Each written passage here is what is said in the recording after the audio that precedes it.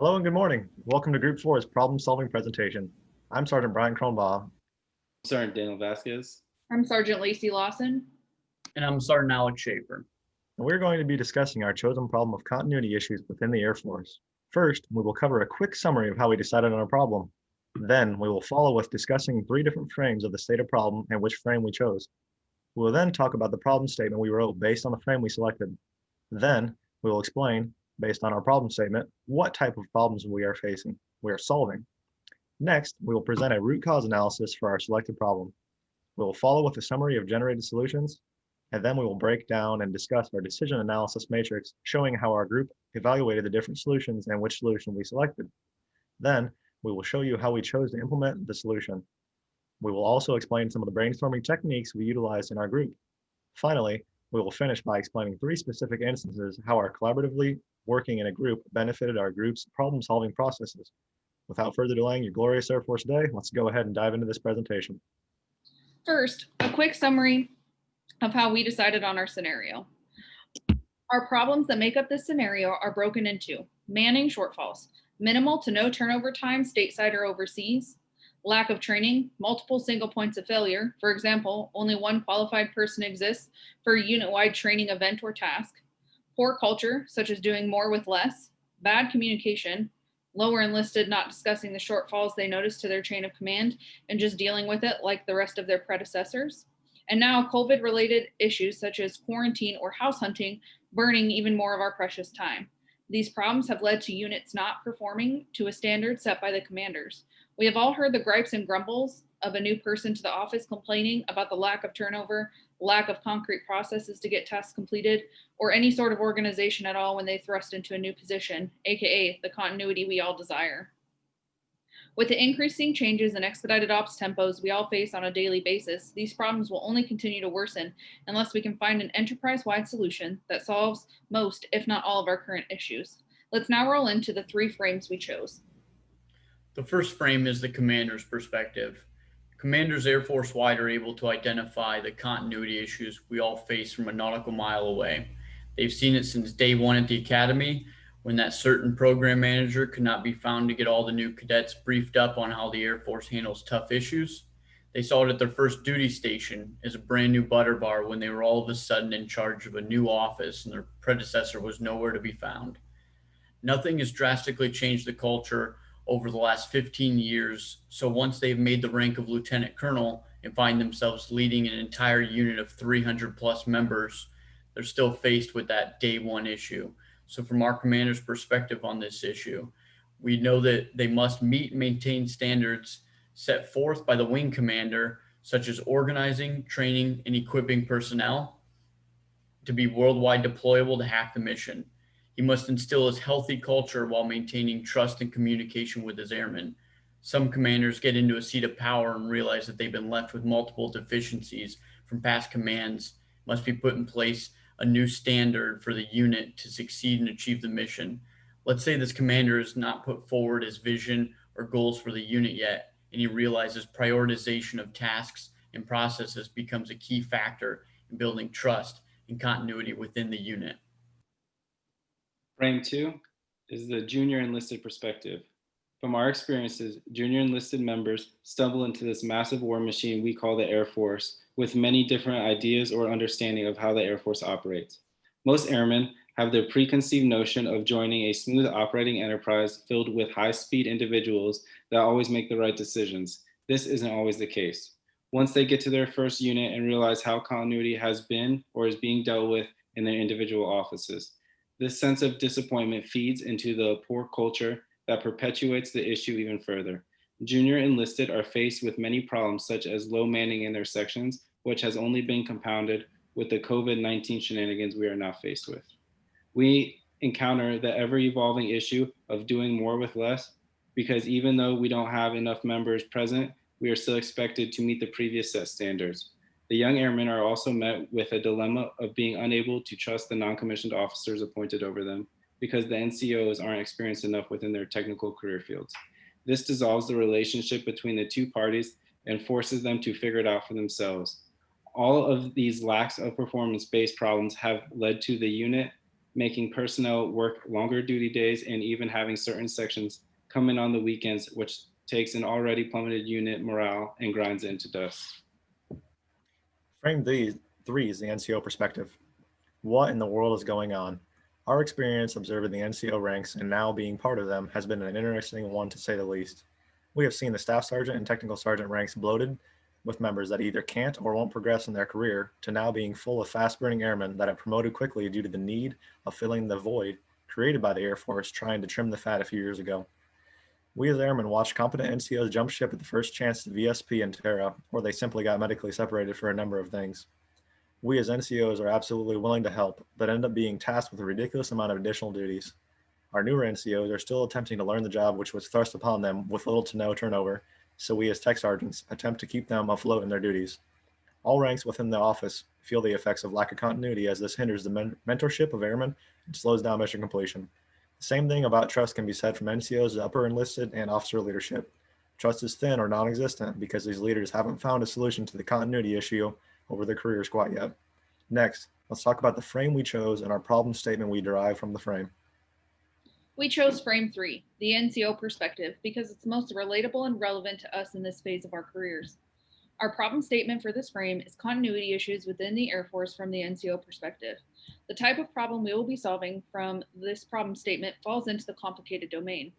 It is how the NCOs can fix continuity issues for themselves, their airmen, and eventually how they can assist leadership in doing the same. Our group came to the conclusion that there is a direct correlation to cause and effect with many of the solutions we are dealing with. Communication is a huge issue which causes the breakdown between all ranks. We can be assisted in solving this problem by leadership identifying the problem, then allowing the NCOs to analyze the facts, get to the how and why, and generate viable solutions. With all of this in mind, let's cover our root cause analysis. Our root cause analysis utilizes the 5 whys, and each why has an answer, evidence, and proposed solution. Question 1 is why we are having manning shortfalls.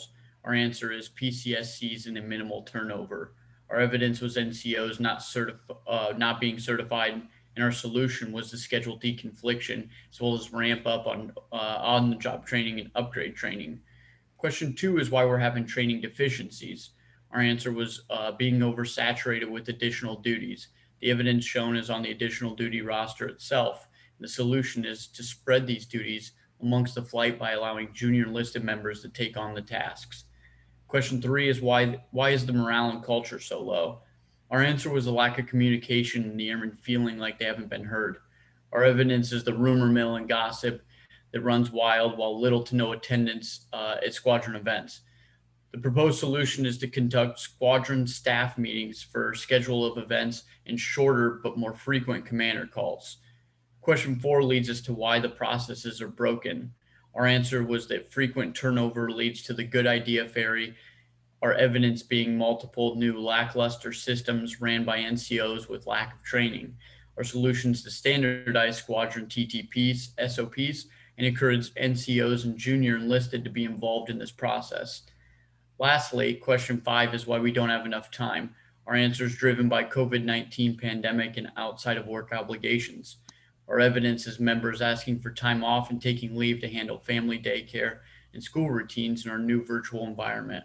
Our proposed solution is to either expand the unit's manning document to add more members or eliminate useless unit tasks and functions.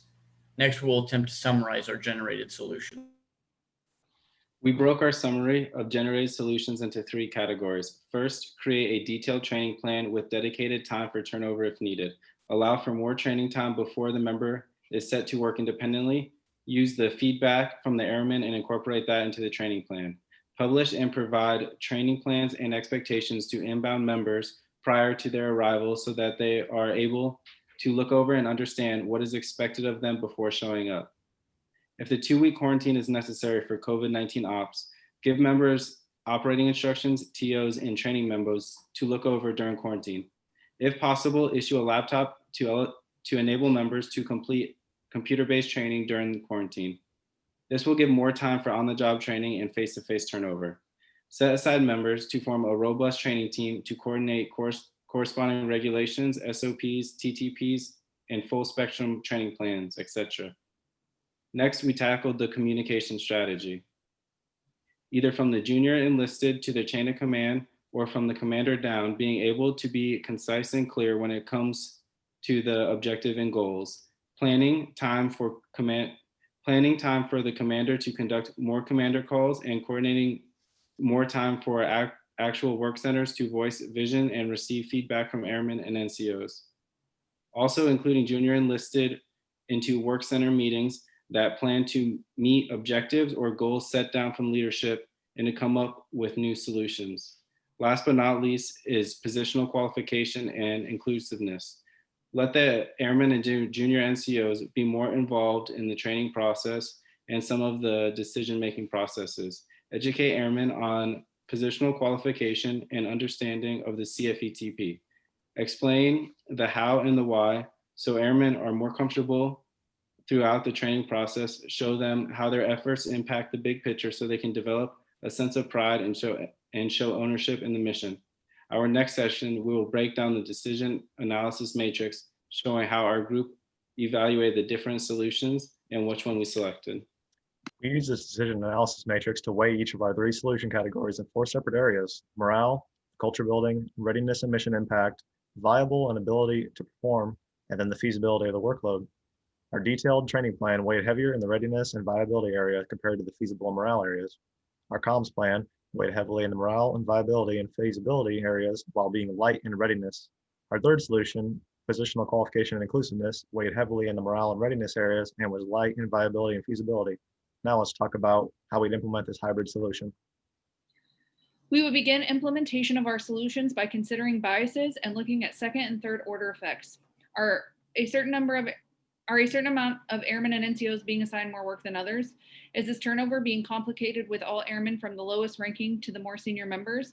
Is every individual getting equal training time and being equipped to complete the mission? Are we considering positional power when levying requirements on either NCOs or airmen?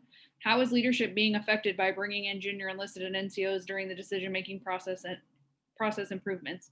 If we give airmen additional duties to lessen the workload on task-saturated members, how does that impact the airmen and their daily duties? Does this benefit everyone overall by lightening the load, or does this make for a stressful situation? We would include all levels in a structured, slow, and deliberate implementation process so that each level could see and feel the impact of the solutions. Rome was not built in a day, but everyone would have a role to ensure a feeling of pride and ownership once the solutions are established. Now let's discuss our group's brainstorming techniques. Our group used a combination of 2 brainstorming techniques: the unstructured approach by having a group conference where everyone's free to voice their ideas at any time. Then we use the silent brainstorming approach. We set up in the collaboration tool where everyone writes their thoughts and ideas down. Utilizing both approaches was helpful for our group because the silent approach allowed for everyone to write down what they think without having to process what other members of the group are saying at the same time. The unstructured approach was useful because when someone had to explain an idea or ask a clarifying question at any time, it's easier to unmute their microphone or ask or explain instead of typing. All these approaches allow for members' voices to be heard and all of our opinions to be expressed. We were then able to combine all of our thoughts and opinions together to form solutions for the problem. There were portions of the exercise that were used the hitchhiking technique. Members would write down the idea, followed up by interjections of other members, ultimately being able to form a conclusion. Finally, we hit all 3 specific instances of collaboratively working in a group benefited our group's problem-solving process. Having multiple perspectives was a huge advantage in our group. Having members from outside our particular AFSC enabled multiple vantage points on how to come up with solutions. Bringing members from the active, guard, and reserve components together added in the synergy of the project. Each and every member was able to bring in particular experiences they had or different solutions they had to come up with. Factoring in different biases that we've all experienced or dealt with created a well-rounded plan. Recognizing our types of thinking was quickly found out through identifying our strengths and weaknesses. Some of us would use our analytical thinking to provide ideas and problems and solutions, while at the same time, we were all giving and receiving feedback. Also, after an idea or problem or solution had been hashed out, we could rely on reflective thinking to expand on our ideas or make a more comprehensive assessment. Once again, thank you for tuning in to Group 4's problem-solving presentation. Have a good day.